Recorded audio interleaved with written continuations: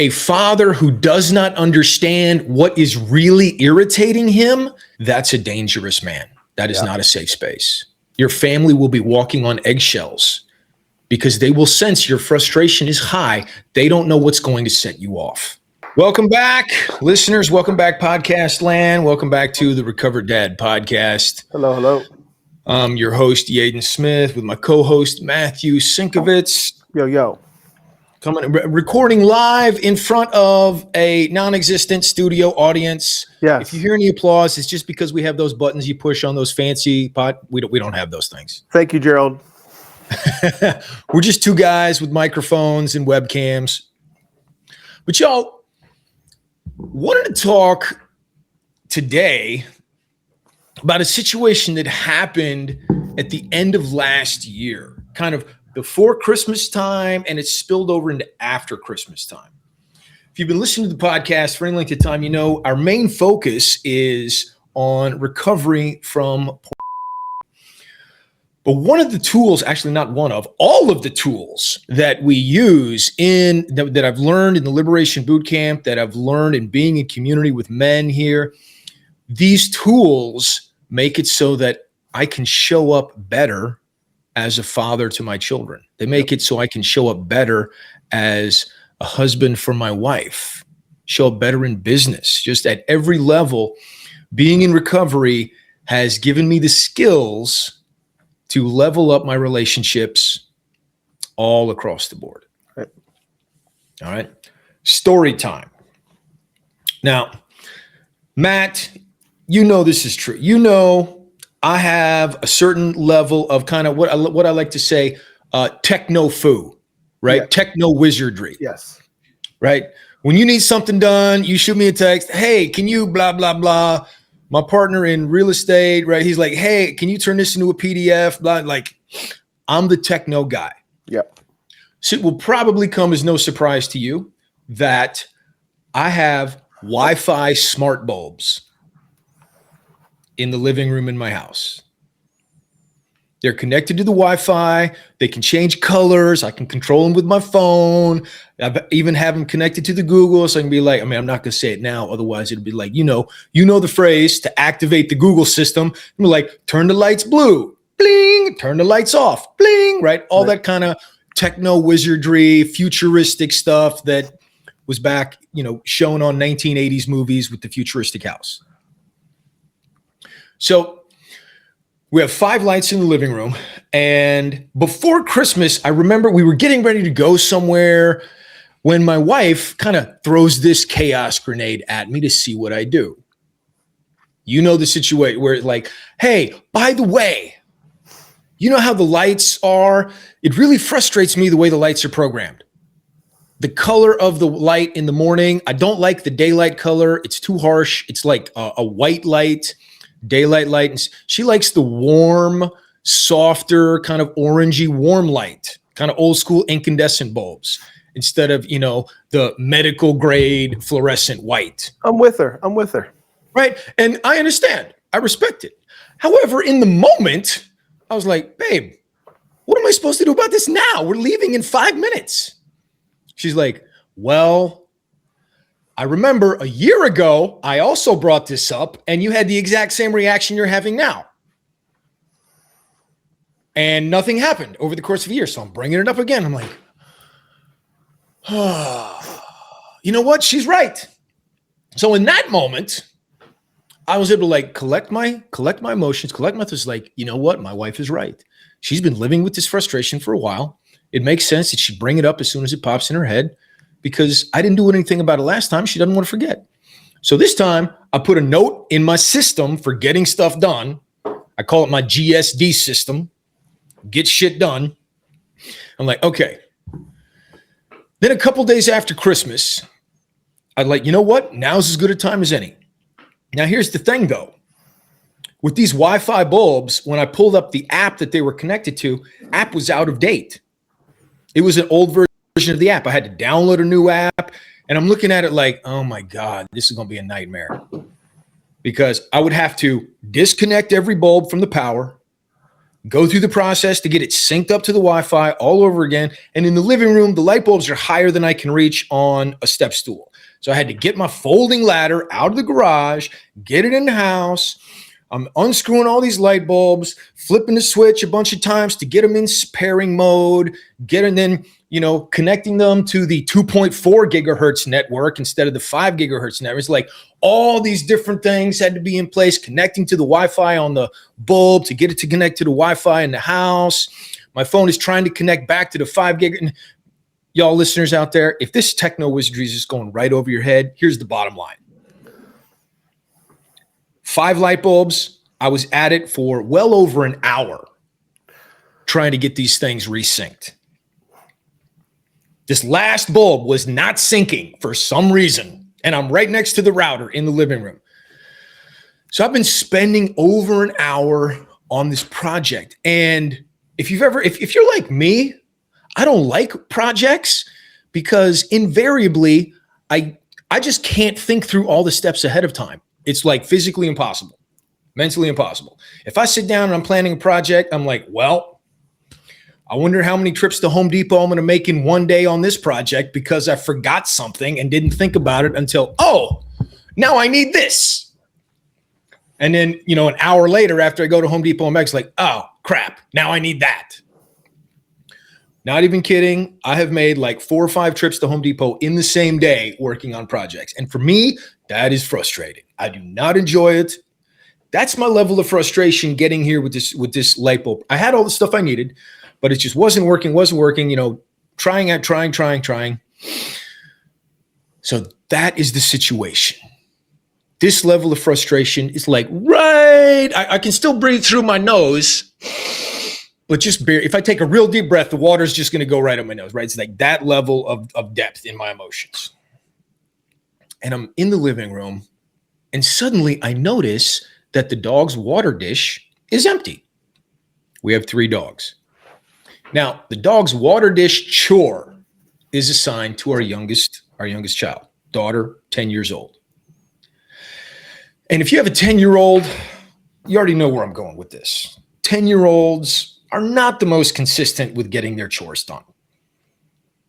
I have learned as a dad, my chore is like the general manager of the restaurant. My chore is making sure they do their chores.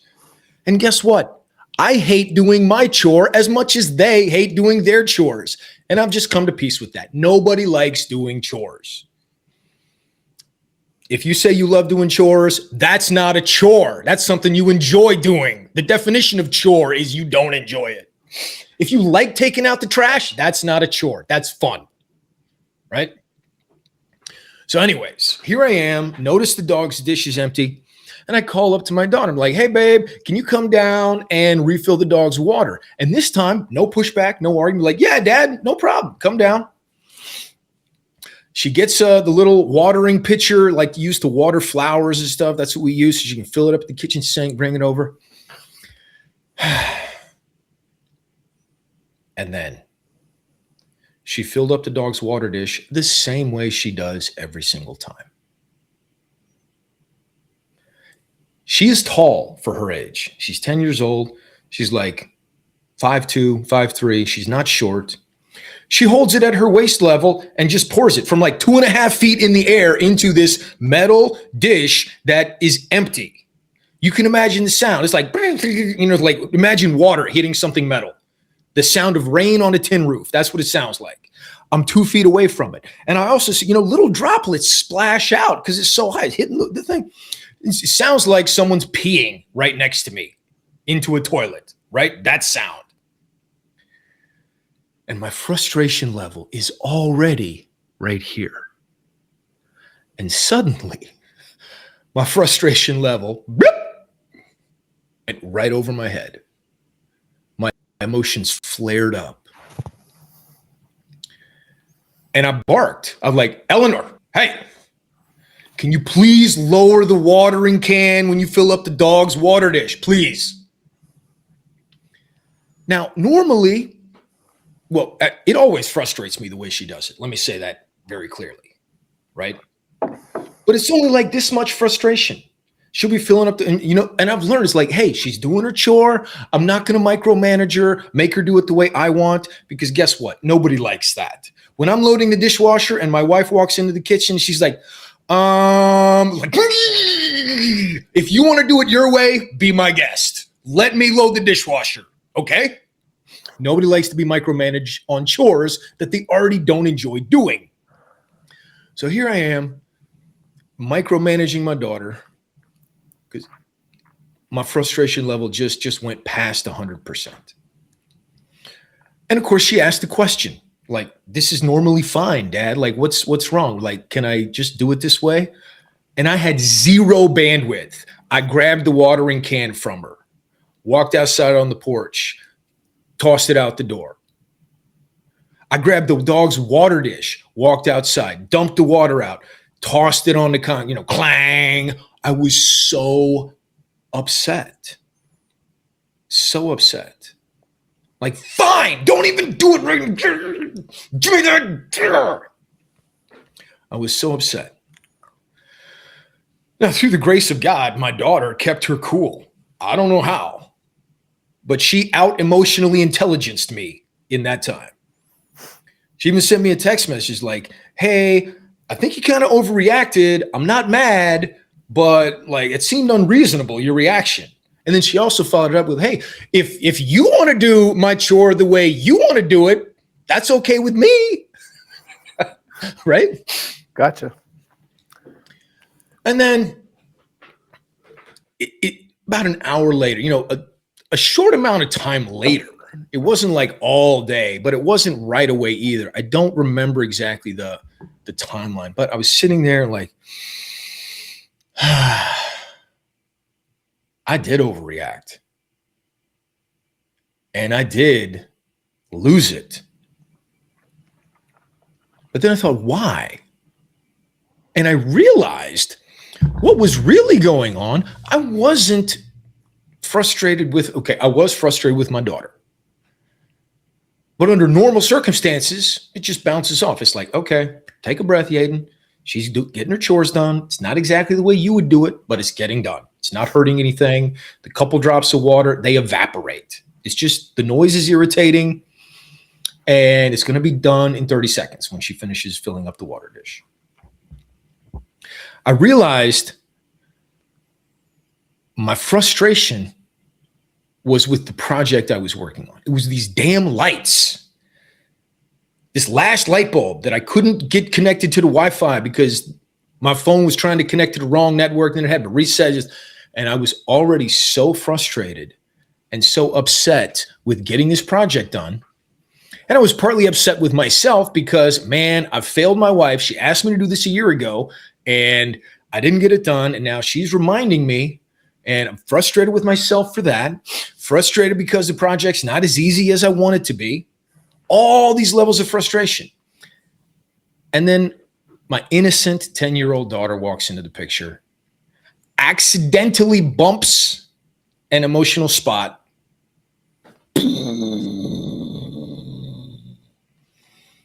And Dad exploded. Now, this time the explosion was like, a 20-pack of black cats instead of the 1,000-long strand of black cats. You know what I'm talking about? Like just a handful of firecrackers, pop, pop, pop, pop, pop, pop, pop, pop, instead of the 15-minute long machine gun rattle of firecrackers. And when I realized that, I'm like, oh my gosh, I wasn't frustrated with my daughter. That's not the reason I exploded. I was frustrated, but that's not what the underlying issue was. The underlying issue was I was frustrated with this project. My daughter accidentally bumped into me emotionally, and I cracked. I barked. I snapped. So I went and found my daughter and said, hey, Eleanor, you're right. I did overreact, and it was unreasonable, my reaction. Would you please forgive me? I'm sorry. I was not frustrated with you. I was not reacting to you. I was reacting to something else that I was already frustrated with, and I'm so sorry. And she did. She forgave me. She's like, I know, Dad. I still love you, right? In fact, in her text message, she was very clear. I still love you. And men, if you're out there listening, a couple of takeaways. Well, like, Matt, before I jump into the takeaways. Yeah. Good story. As you're sharing there, I'm thinking about how we talk about how it's not like it's like just like kind of the trigger on top. But what's really going on is all the emotional turmoil and the storm and the upset going on underneath the surface, So what I'm hearing is like, let's say the situation with the light bulbs and your wife and everything that you're dealing with there, that's the building up underlying pressure that I'm hearing. Yeah. And your daughter was just the trigger that kind of set everything off. The same way we might go to, it's not like we wake up in the morning saying, I'm going to use, though maybe some guys do, but it's more like I've got this buildup. And then I see something online and that's the trigger, or I go to the site and that's the trigger. It's conditions and triggers. We've talked about it. Like it's the fire and then the spark. It's the kindling. Exactly right. Yeah. Normally when my daughter fills up the water dish, all of my internal, tinder, paper, firewood, it's like it just got rained on. Right. It's like green firewood that's not seasoned. Right. That stuff is hard to light. You can't light it with a match. Mm-hmm. You got to have a really hot inferno to throw a green log on. But in this situation, right, all of the firewood, all the tinder was bone dry. Right. Soaked in gasoline. Right. And she just innocently just happened to bump into me. Static electric spark. Boom. Right. And the tool that I think of that we go through, that we learn in the Liberation Boot Camp, that we talk about regularly is the 4-rack formula, which, man, if you're listening out there, I encourage you, go to therecovereddad.com at this download. Father's Freedom Framework. It'll walk you through this 4-rack formula, right? Because a father who does not understand what is really irritating him, that's a dangerous man. That is not a safe space. Your family will be walking on eggshells because they will sense your frustration is high. They don't know what's going to set you off. We have to build the skills of being aware. And unfortunately, in this time, I couldn't do it in real time. I did it after the fact. Now, a lot of times I can do it as the emotions are building. Looking back, it's obvious to me. Like, hindsight is always 20/20. But in those moments where the emotions start to rise, it's like I am in a rage. I am frustrated. Nobody cares. Everybody takes me for granted. Nobody wants me. Nobody loves me. Right? In those moments, that's where it's the canary in the coal mine, where it's like, oh my gosh, I feel like I'm going to put my head through a wall. What am I really upset about? What's really going on? In the 4-rack formula, in the Father's Freedom Framework, one of the easiest things to think about is the acronym HALT. Am I hungry? Yeah. Am I angry? Am I lonely? Am I tired? Like, what's going on and what can I connect it to? Yeah. In my situation in that moment, it was real obvious after the fact. It's like, oh, I was already at threat level 9, a DEFCON 2 or whatever. I don't know if it's DEFCON 1 is you're at war or DEFCON 4. Whatever the DEFCON is where you're at war, I was one level before that. Eleanor shows up, bumps into me, and bing! I went up a notch, and all the emotions spilled over. Yeah. Yeah, it reminds me of, you think about HALT. What we often talk about is we think we have a problem, but it's really a pain problem. It's really everything going on underneath the surface. It's just the trigger, just the outlet that we use to deal with everything going on underneath the surface. So it's such a great correlation. This HALT, man, I'm feeling the urge to use. What's actually going on? Man, I'm feeling this instinct to want to lash out at my daughter. What's really going on underneath the surface? It's a great comparison. Yeah. And as I was analyzing it after the fact, I was thinking, I remember thinking, you know what? This is why we have the last line of the Noble Code. If I stray from my path, I vow to return. Yeah. In that moment, I was straying off path. It's like emotional explosion. I wasn't navigating my emotions with peace and power. I was letting my emotions control me. And like that, for me, that's my first step off the path. And if I don't work through it with strength and stability and peace and health, I will just keep veering off the path until at some point that pressure will build and be like, I'm in too much pain. I got to have my pill. I got to have my Yep. to assuage all this chaos going on inside. Yeah. So, brother, if this story felt uncomfortably familiar, hear me very clearly. You're not broken. You're human. And you don't have to do this alone. So I encourage you, I invite you, go over to therecovereddad.com.